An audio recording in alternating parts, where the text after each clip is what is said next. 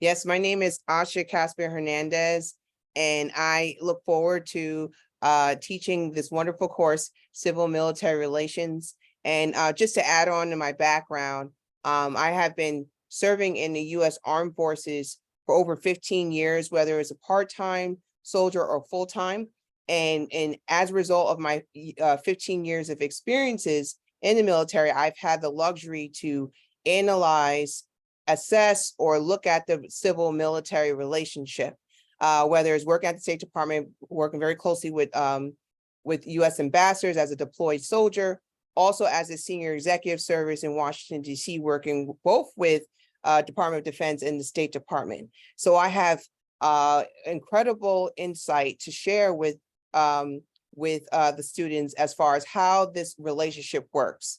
So moving forward, I would like to first, as far as how I'm going to construct this discussion, first I want to talk about the introduction of the course, and then talk about the different type of subtopics that we're going to be covering throughout the course. And then, of course, at the end, if there's any questions, we can open up to Q&A. So I'm going to first open up about, the introduction of the course, and I'm just going to read exactly what is, the description. A study of civil-military relations examines the relationship and interaction of the government, military, and citizens, all whom are crucial players in the shaping of national security policy.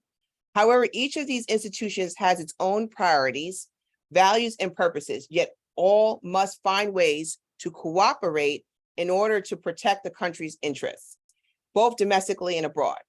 Moreover, each carries its own unique source of power, which demands a careful balancing at the risk of subverting one of the others. So this course will examine a broad range of topics regarding civil-military relations, to include civil-military theory, practice, both in Western and non-Western societies, and various social-political issues that influence civil-military relations in the 21st century. And we'll look at other subcategories like mass media, contractors, privatization, civil-military gaps.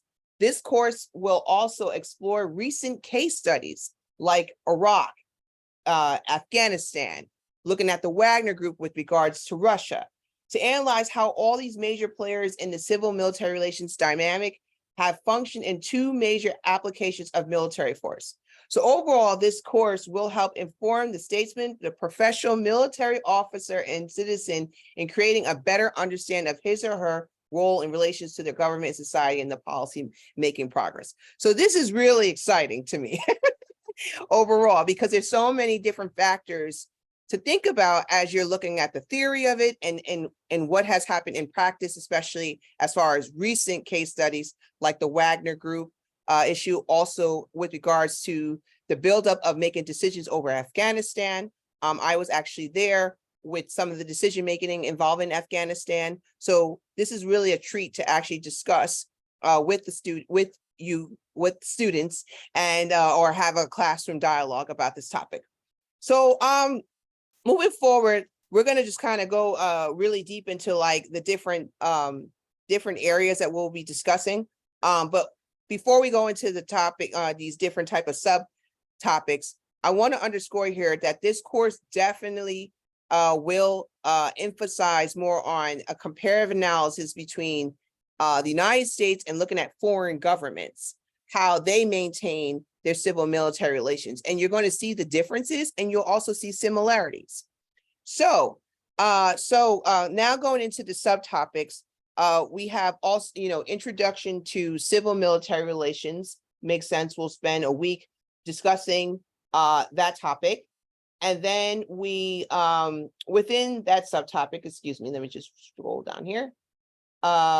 We will discuss different readings, such as the American Civil Military Cultural Gap, a historical perspective about civil military relations by Russell Wrigley, excuse me. And then we'll also look at A Great Divergence, was an incredible reading by Corey Schulk, who I've actually had the opportunity to work with at a think tank called Carnegie Council on Ethics and International Affairs. So she has amazing insight to share in this piece.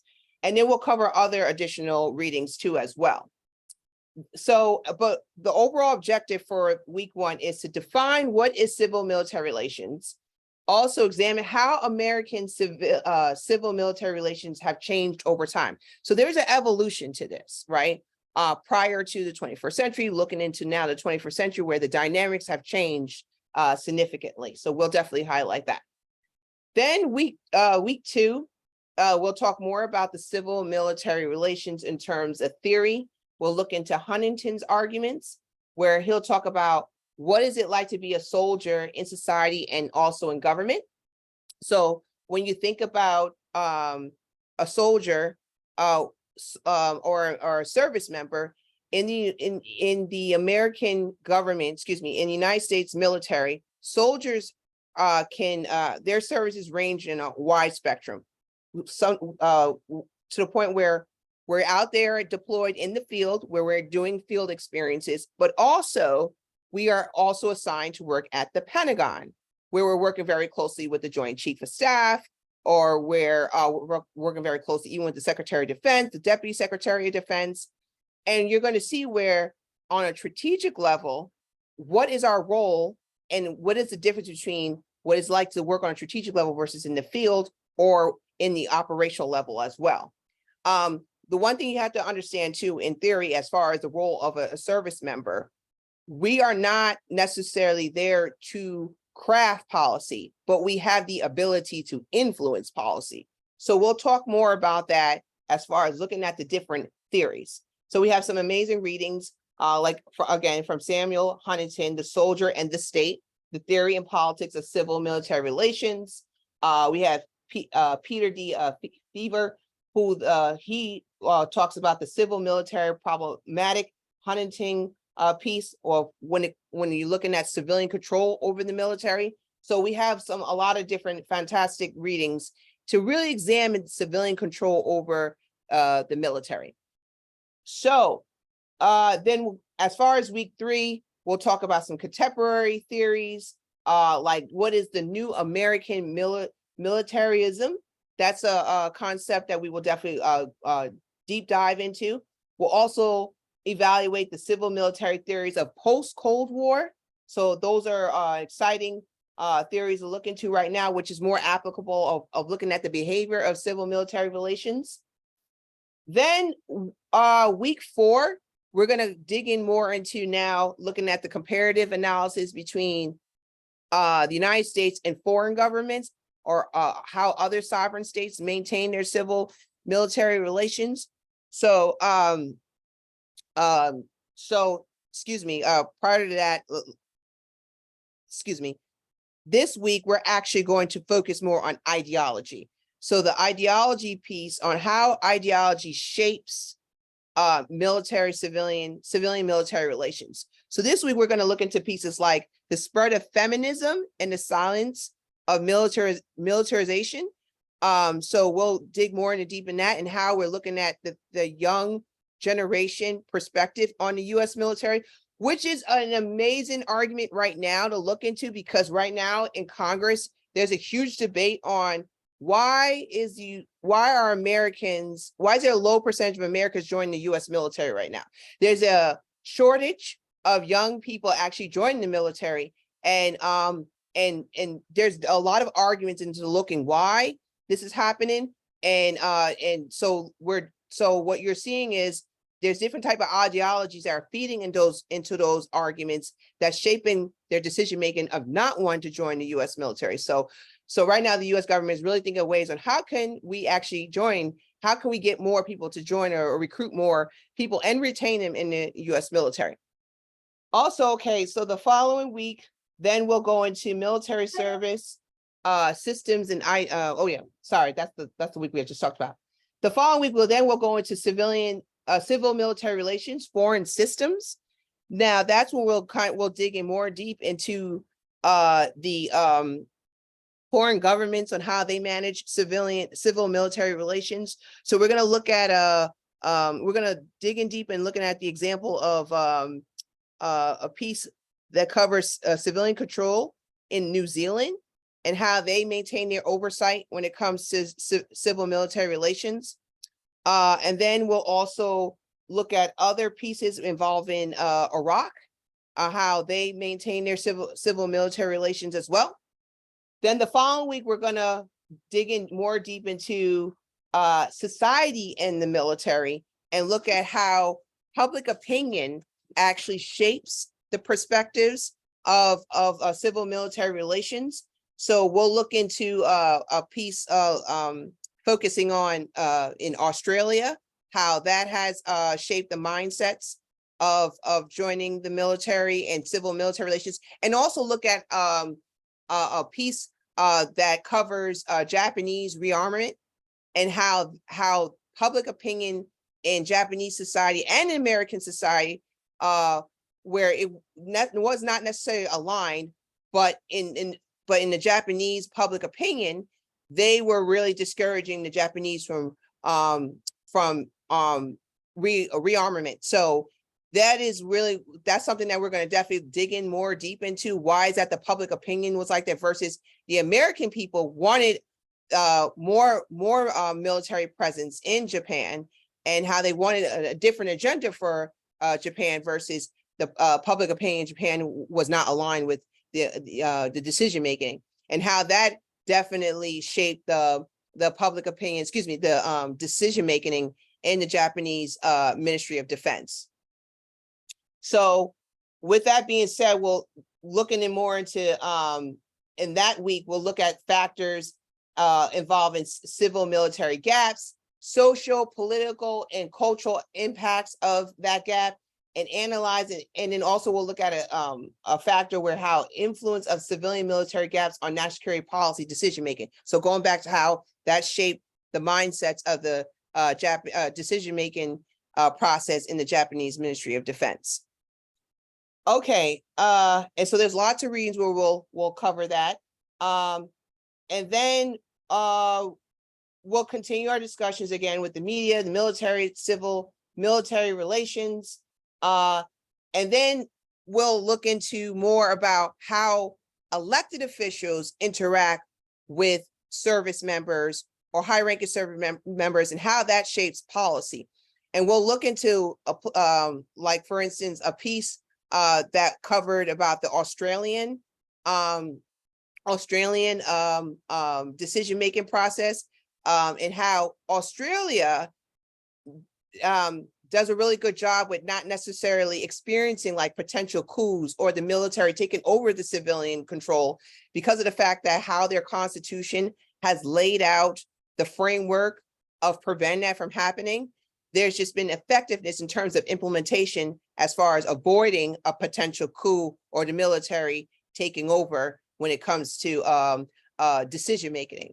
And then we'll look into other factors as a complete opposite, like military dictatorships that could possibly happen. Like we'll look into reading involving Egypt, where military dictatorship has been pretty much salient in their decision making process. So again, looking into the comparative analysis is what we'll be doing throughout the course.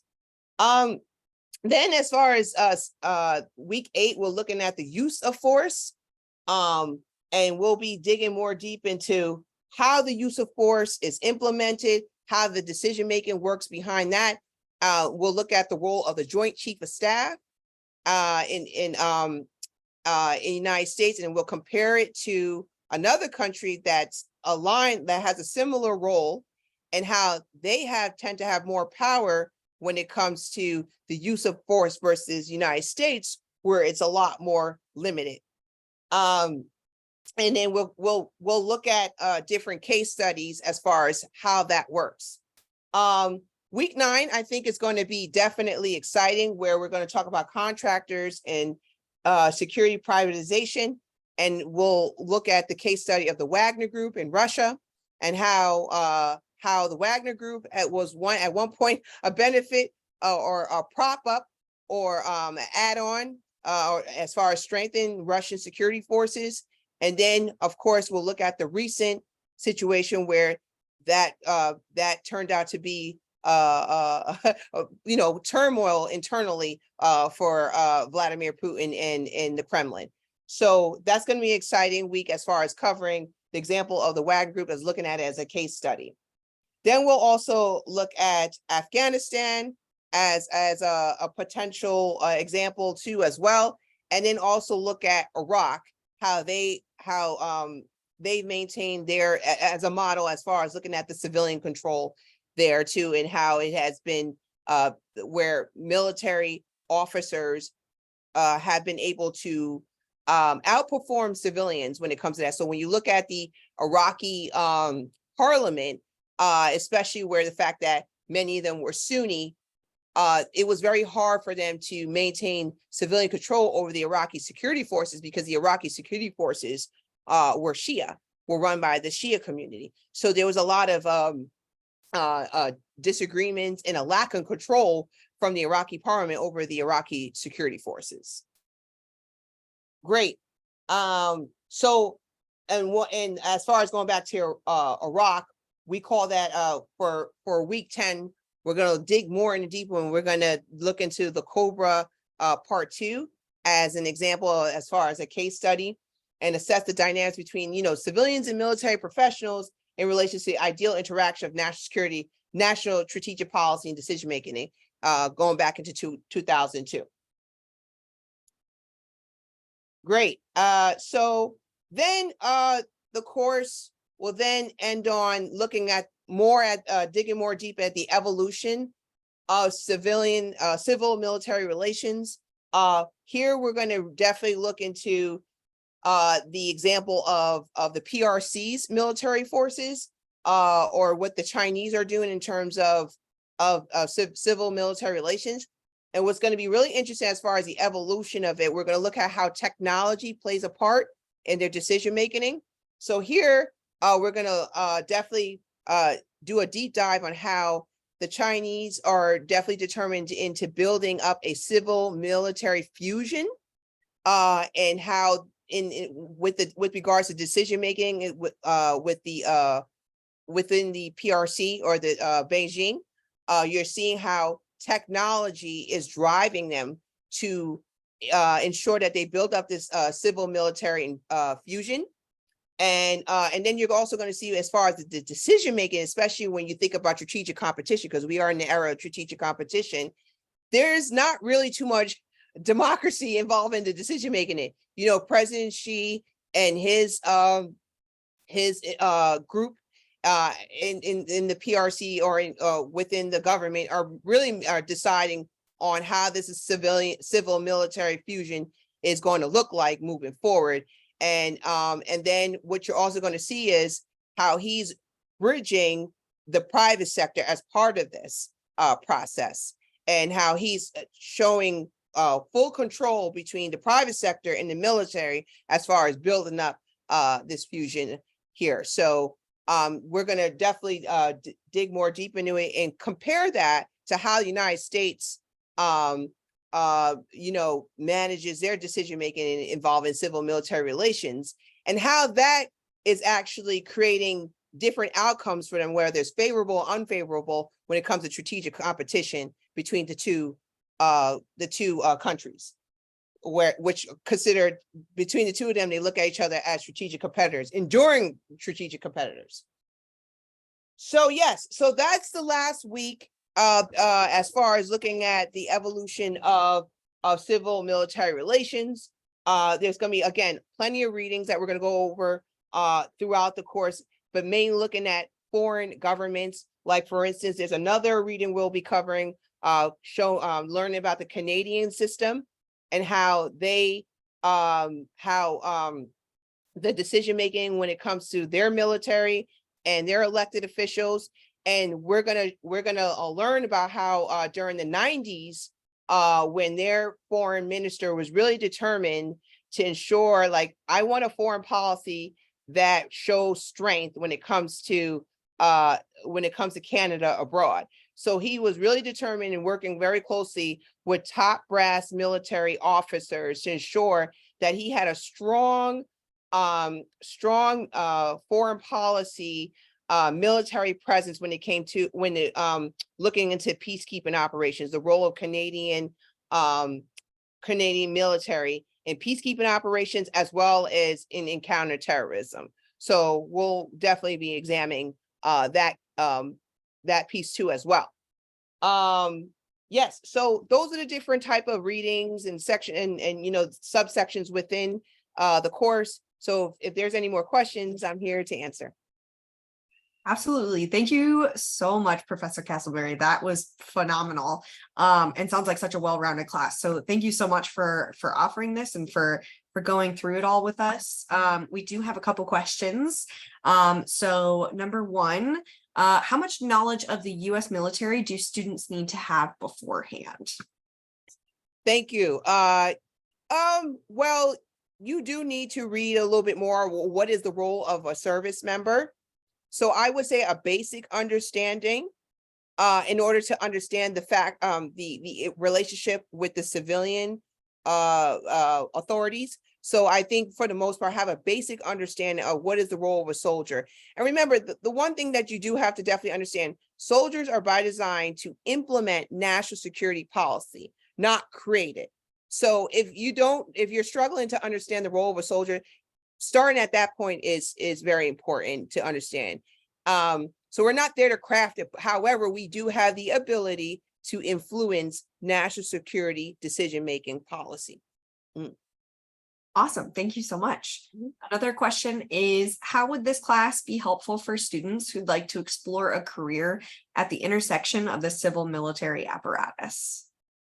Great. That's a great question. So if you ever want to work for the U.S. government, the one thing you have to understand is that when it comes to the military, the role of the military, especially with service members, top brass, who are part of different agencies, whether it's at the National Security Council, USAID, the State Department, or DOD, just understand we're spread throughout the decision-making process. We're not just concentrated all in the Department of Defense.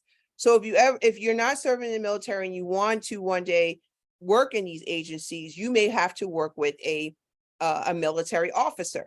And it's important to understand their role as far as interacting, working very closely with them. So you can understand, okay, I know what their latitude is, what is their limitations. I understand that they influence policy. They don't necessarily craft it. I understand that they come with a wealth of experiences. Many of them have commanded in places like Afghanistan, Iraq. So they understand how policy implementation looks like. So it's very important to understand their role if you are deeply interested in working in these agencies or in the national security policy making, because they're going to be right there to influence policy. Awesome. Thank you so much.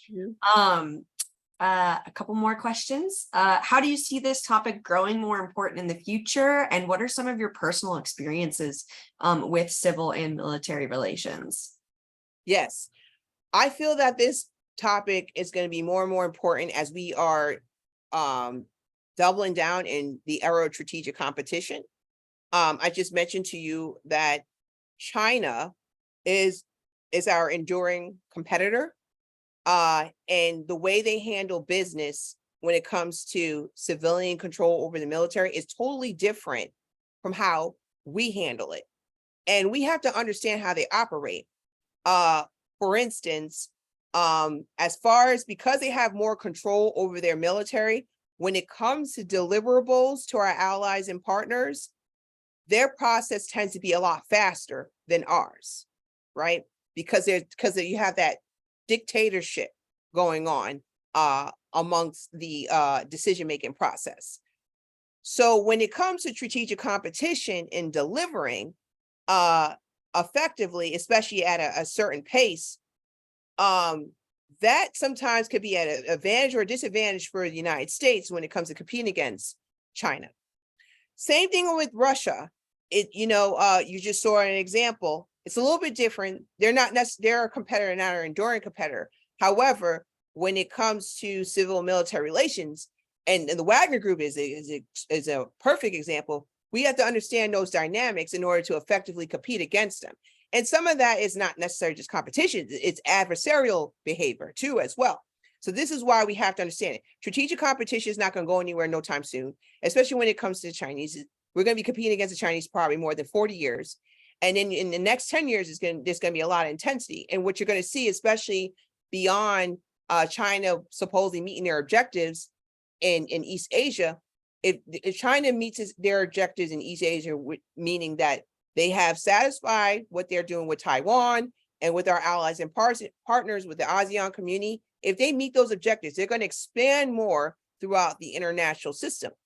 And that is you're going to see where, when it comes to civil and military relations, that's going to really, really matter as they expand out their conventional posture throughout the system. So they're already building up military bases in different parts of the world. And behind that, as far as the orchestrating those military bases, there's this civil military dynamic that is helping to create that presence. And as a result, that is definitely something where the United States is uncomfortable with. So civil military relations is going to definitely be extremely important moving forward. Awesome. Thank you so much. And then one last question. Will there be any or will there be discussions on the culture of service branches and how the differences in these cultures might affect civil military relations?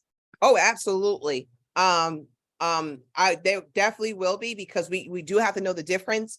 Like, for instance, I'm Army, and we have the Air Force, and there's, in terms of like diplomacy or interacting with civilians, there is a difference in terms of culture between a Marine and an airman, right? And I just spoke to a colleague of mine how, where we see when it comes to the Air Force, there tends to be a little bit more diplomacy when it comes to interaction versus a Marine or a soldier in the Army. So yes, absolutely. And then also too, when you look at the commander in chief, when it comes to decision making, like for instance, when President Obama was engaged with the covert mission involving Osama bin Laden in Pakistan, he had to interact with the commanders down there with the Navy SEALs who had to go in Pakistan and complete the mission.